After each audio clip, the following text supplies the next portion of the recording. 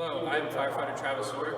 I'm stationed at 89.5 in Manchester Township, and I'm here today to introduce to you our rescue truck, Rescue 89. Rescue 89 is a 2002 KME. It primarily runs automotive accidents with entrapment and also any kind of technical rescue where we could assist in any of our 3 municipalities that we cover. This is where the driver sits. He has all the controls to turn the truck on to operate most of the stuff. So before he gets out, he engages everything, and it allows us to use anything on the truck that we need to. We'll come back here to the cab, and inside the cab, the total cab has seating for 6. Normally we have 2 or 3 guys on here, and in the cab we have 5 different air packs. We have an air pack for the driver on the back wall, and we also have an assortment of hand tools that firefighters use to gain forcible entry or any other thing like that. At the back corner of the cab we have 2 spare cylinders. This is for our air packs, where if we need to come out of a fire and go back in, these cylinders are full and ready to go and can be changed out at any time. Okay, some of the equipment that we carry on Rescue 89. We'll start right here. This is a plasma cutter. It can be used to cut apart machinery if somebody would be stuck in it, or something as simple as a guardrail. We have some flashlights that we carry that we can grab on the go. We also have some cones to set up on the road for traffic control. We also have a controller here that controls a light tower up on top of the truck that extends upwards of about 15 feet, and we can light an area up in the dark. We'll come up to this compartment here. Starting at the top, we have 2 bags that have all the hardware and carabiners and everything else for any type of rope rescue. They have an assortment of different size carabiners in and different descending devices if we would need to rappel down off of something. Down here, this whole shelf is different rope bags that we carry for any kind of rope rescue, whether we need to get somebody down from something up very high, or if we have to get them up from somewhere very low.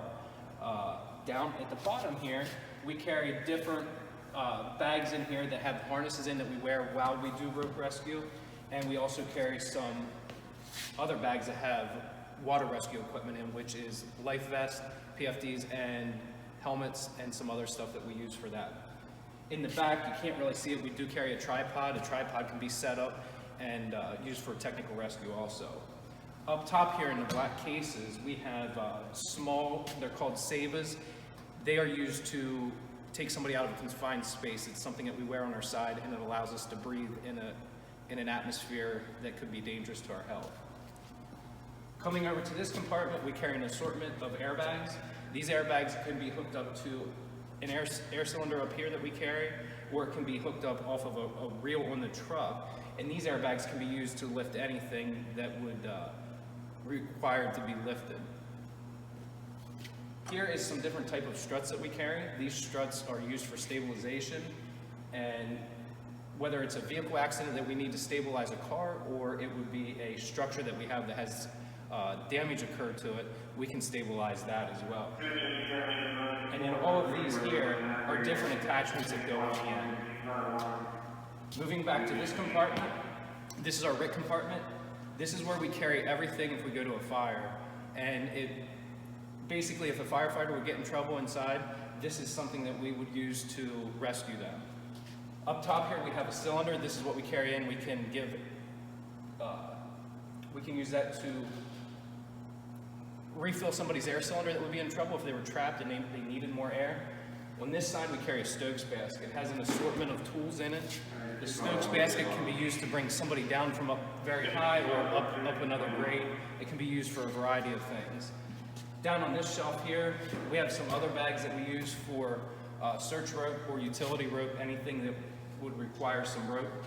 And then we have a forcible entry bag. It allows us to gain entry into a locked building or into an elevator. We have an elevator rescue key ring in there that allows us to open the doors on the elevators if there's anybody trapped in them. Coming back to this compartment here is basically our rigging and portable tool compartment. So starting at the top, we have some different types of jacks. We have all different size types of bottle jacks to lift. On this shelf, we carry an assortment of battery-powered tools, so like your drills, your grinders, pliers, screwdrivers, sockets, everything to basically disassemble a car is pretty much can be found on this shelf. Down on the bottom is our rigging compartment. And this here has straps for lifting if we need to lift something heavy, and it has an assortment of chains that can be used to either tie something down to make it stationary, or it can be used to lift it as well. Okay, in this compartment here, we carry some of our hydraulic extrication tools. These tools can be used for a variety of things, but mainly to cut apart any kind of automobile for an accident. We'll come over here to this one. This is what we refer to as a spreader. This here can be used in many different ways, but primarily it's used to get doors open on vehicles that are stuck shut when they're involved in an accident. And we'll come over here to this side. And this here tool is what we refer to as a cutter. And this here can be used to cut metal away from a vehicle to free somebody if they would be entrapped in it from an automobile accident.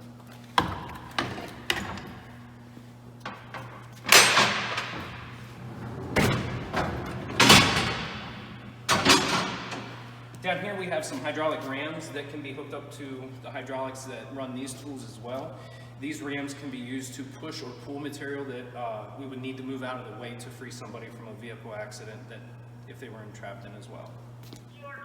Okay, in this compartment here, we carry a couple saws. Up top here we have a rotary saw. It can be used to cut some chain off of a fence if we're trying to gain access, or it could cut locks off of something that we could gain access easier. We do carry some saws on here that if we would be at a fire with this vehicle and we would need to remove any type of wood to cut a hole for ventilation purposes or anything along those lines, we do have some of those tools on here as well. Over here we have a special saw that can cut through metal. It looks like a circular saw. And then we carry an assortment of batteries for all of our other battery-powered tools. Down here on this shelf we carry a fan. This fan can be used to ventilate a property to get the smoke out of it, or it can be used for many other type things. We have a portable generator that has a light attached to it, so if we're out of the area of the lighting from the vehicle, we can use this to set it up in a remote location to make it easy to work in the dark. Over here we have a unit. This is our portable power unit for our hydraulic tools. So if you want to take a closer look at this here has the hoses attached to it. So if there would be a vehicle far off the road, we can take the tools down, we can carry this unit and be able to perform the extrication. Moving over to this compartment here, as you see these here, this is all 6x6 lumber that we carry for cribbing. If there would be a vehicle accident and there was vehicles unstable, we would be able to use that to make cribbing and make it stabilized. Up top here we carry 4 spare backboards. They are used to strap patients to transport them to the hospital in the ambulance. We have a spare cylinder in here as well. And then over at this compartment here, this is just more cribbing. We have all different size cribbing, and we also have some more cribbing down here. In the center, this here are the buckets that we use to carry our oil dry. So if we have oil or any kind of antifreeze on the road, we can put some of that down to clean the mess up that's on the road. Up top, as you can see, there's some brooms that we use and some shovels here. Moving to this compartment, we carry, this is basically our medical compartment. Almost all of this here, it has to do with medical, that we can take care of a patient until we get them into the ambulance. We carry 202 cylinders. We have 2 med bags that we can use to treat patients. And we also carry, something we carry on here is an AED. Moving up to here, this here is some hazmat stuff that we carry. So if there would be any kind of accident where there would be a spill of oil or any other kind of hazardous material that would be in danger of running into a creek or a waterway, we carry certain things that we can mitigate that issue. Down here we carry an assortment of different fire extinguishers, anything from a halon to a 2.5 gallon foam extinguisher or a regular dry chem extinguisher. Moving on to this compartment, this here is used to refill our SCBA cylinders. It's a refill station. So if we are at a fire with this and there is, or any type of call where we're using air, we can actually open this up and we keep spare cylinders in here, but we can also refill empty cylinders right on site with this. Again, in here, same as the other side, we have some spare cylinders. Going to move up here. Up here is where the officer sits, or the officer in charge until the battalion chief would arrive. He has some tools up in the cab, including an iPad that has different programs on that allows him to look stuff up or see where the closest hydrant is. Then we'll come around to the front to finish this off here. Just as in the back, we have another hydraulic tool up here. This here is called our combi tool. It's very quick and easily accessible to pull off when we get to an accident, and it's probably one of the most frequently used tools that we have on the truck. And this as well can be used to cut or spread a car apart. On the front, we have a winch, so if we would need to make an anchor point, we can extend the winch out, which is 100 foot long, and be able to use that for a rigging point. From all of us at York Area United Fire Rescue, we would just like to thank you for taking some time out of your day to check out Rescue 89. Be sure to stay tuned for more upcoming videos of the rest of our fleet, and be sure to check them out. Thanks again.